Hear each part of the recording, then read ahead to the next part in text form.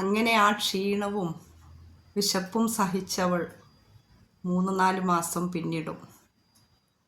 5 മാസമാവുമ്പോൾ കുറച്ചൊക്കെ ഭക്ഷണം അവൾക്ക് കഴിക്കാമെന്നാകും. ഇടയ്ക്കൊക്കെ വൊമിറ്റ് ചെയ്യും. എന്നാലും ക്ഷീണത്തിൽ നിന്ന് കുറച്ച് ആശ്വാസമൊക്കെ ഉണ്ടാകും. 5 മാസമായ ഒരു ഗർഭിണിയും മലർന്ന് കിടന്നുറങ്ങിയിട്ടില്ല. മലർന്ന് കിടന്നുറങ്ങുന്നത് കൊണ്ട് ആ അമ്മയ്ക്ക് എന്തെങ്കിലും ബുദ്ധിമുട്ടുണ്ടോ? ഇല്ല. മലർന്നു കിടന്നുറങ്ങുന്നത് തൻ്റെ കുഞ്ഞിനാണ് ബുദ്ധിമുട്ട്. തൻ്റെ കുഞ്ഞിനാണ് അതിൻ്റെ ബുദ്ധിമുട്ട്. പിന്നെ എന്ത് ചെയ്യണം? ഇടതുവശത്തേക്ക് ചെരിഞ്ഞു കിടക്കണം.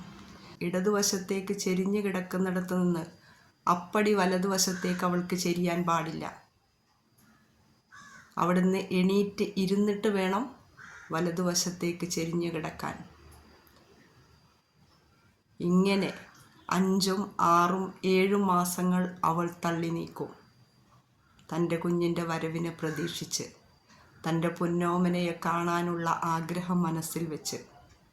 ഗർഭിണിയായിരിക്കുമ്പോൾ കുഞ്ഞിനെ കാണാതെ ഭൂമിയിലേക്ക് എത്തുന്നതിന് മുമ്പ് കുഞ്ഞിനെ സ്നേഹിച്ചു തുടങ്ങുന്നവരാണ് അച്ഛനും അമ്മയും.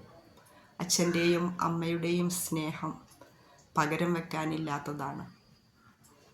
ഈ കൊച്ചു വർത്തമാനം നിങ്ങൾക്ക് ഇഷ്ടപ്പെടുന്നുണ്ടെങ്കിൽ ചാനൽ സബ്സ്ക്രൈബ് ചെയ്യണം, കമൻറ്റ് ചെയ്യണം. Thank you.